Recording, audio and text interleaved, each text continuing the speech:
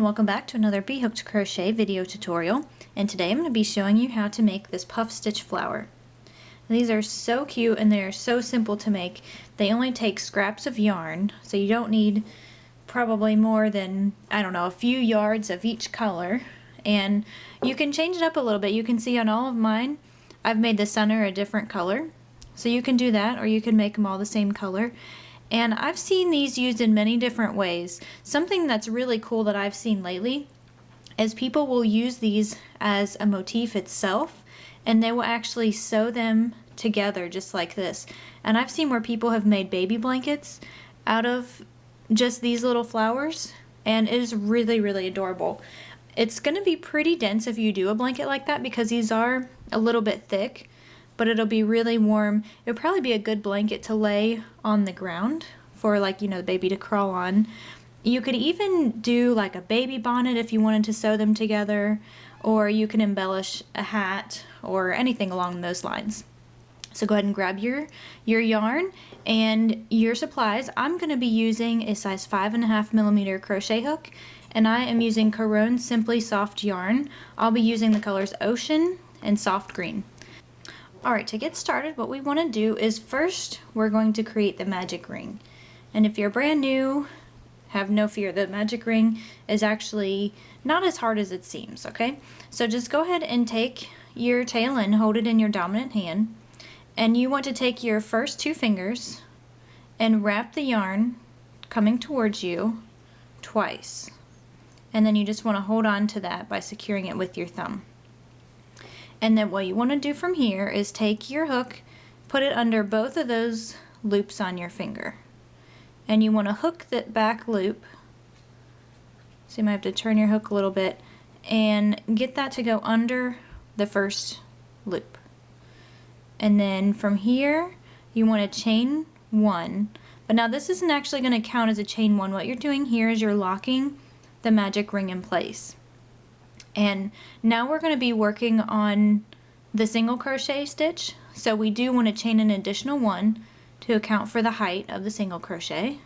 So just yarn over and pull the loop through the loop on your hook.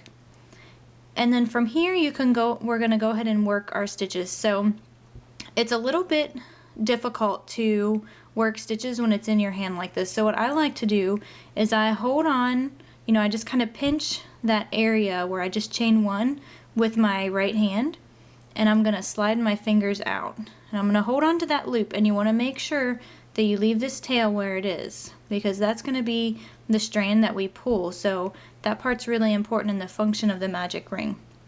So then what I do is I put my ring finger and my middle finger into that loop. I hold the tail end down with my thumb, so I keep that in place, and then I continue working. So we're going to do a single crochet, and like I said, you're just going to go under both of these loops.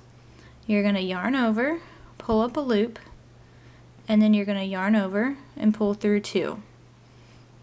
And that's going to be 1, 2, 3. We want a total of 6 in our magic ring. 4, 5, and 6.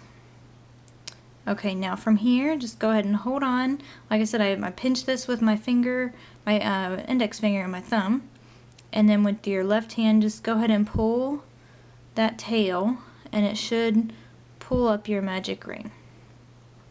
And then from here, we need to make a slip stitch to turn this into a circle, because right now it's kind of open there. So what we want to do is find your first single crochet, which for me is right here. If you turn it to the top, you can see your V's. It might be a little easier for you to see. And you want to insert your hook under both of those loops of the V.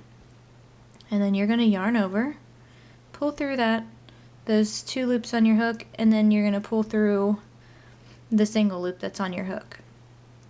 And then that's all there is to it. So for me, I'm going to change colors again. So I want to do the petals in a blue color. So I'm going to go ahead and cut my yarn. And I'm just gonna go ahead and pull the tail through the loop that was on my hook and just secure that. And then we'll take care of these ends later on, so you can just kind of leave them to the back for now. Alright, so join on your new color.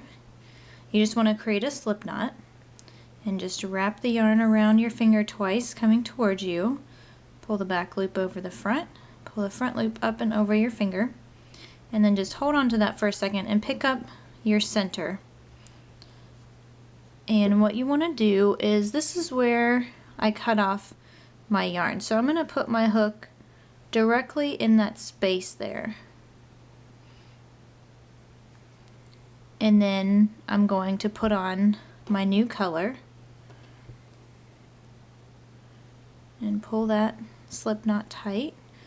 And then I'm going to pull it through the ring that we've got. And then I'm going to yarn over and pull through. Basically, I'm just slip stitching this new color on. And now from here, to do the puff stitch, what we want to do is go ahead and chain 3. And that is going to account for the height of the puff stitch. And so we want to yarn over and go in through the same space that we did before. Yarn over and pull up. And you want to pull all the way up as far as you can. You might have to wiggle it a little bit.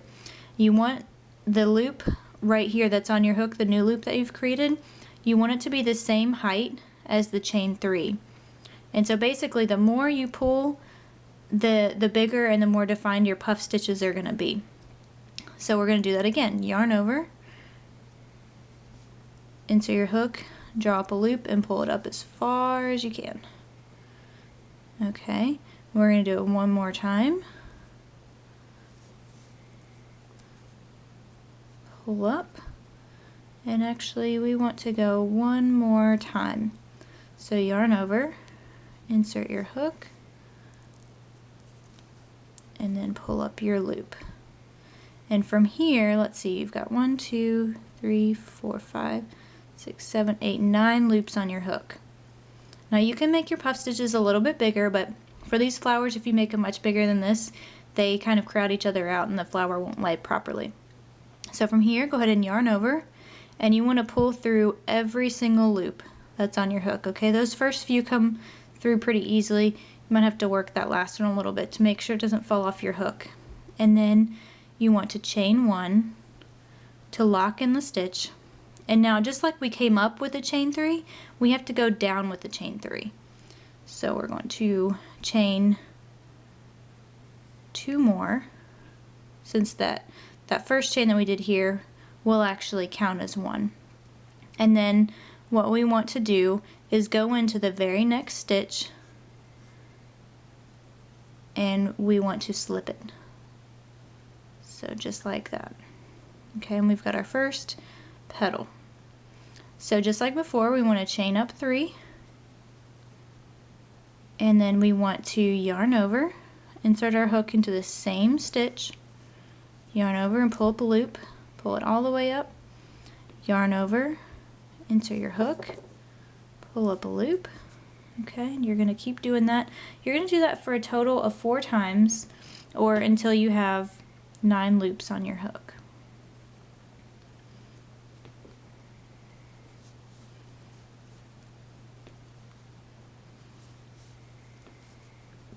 Okay, and once you've gotten to that point, you want to yarn over, pull through all the loops on your hook, and then chain 3. 1, 2, and 3. Now I found my next stitch here, so I insert my hook, and this is our repeat. We're going to do this all the way around, okay? We're slip stitching here, we're chaining 3, and yarn over, insert your hook, and just keep doing this. That's twice, 3 times, and 4 times. Yarn over, pull through all the loops, chain 3. Alright, so I've got 3 petals. I'm going to go ahead and finish my other 3, and we'll meet back up when you're done. Alright, I've made it all the way back around. I've created my last puff stitch. I've chained 3, and I wanted to come back to show you, you should have an extra stitch right here, and it's going to be basically right where you bound off the last time when you changed your colors, okay?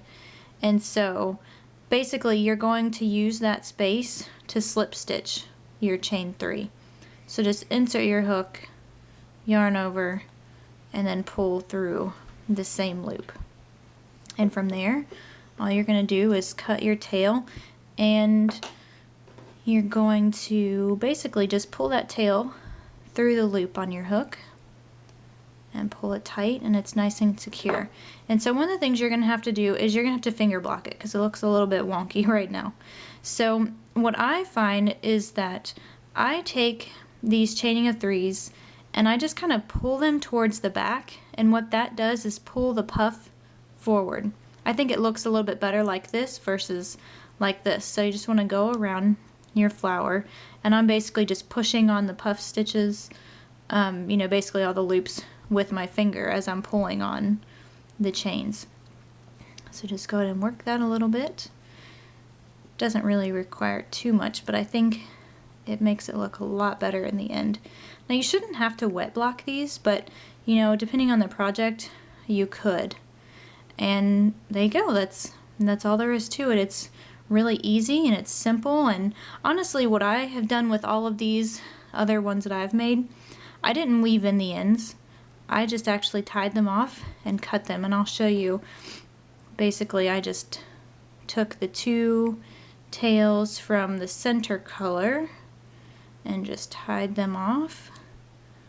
And this is probably what you would do if you were using these as an embellishment and you're not actually going to see the underneath.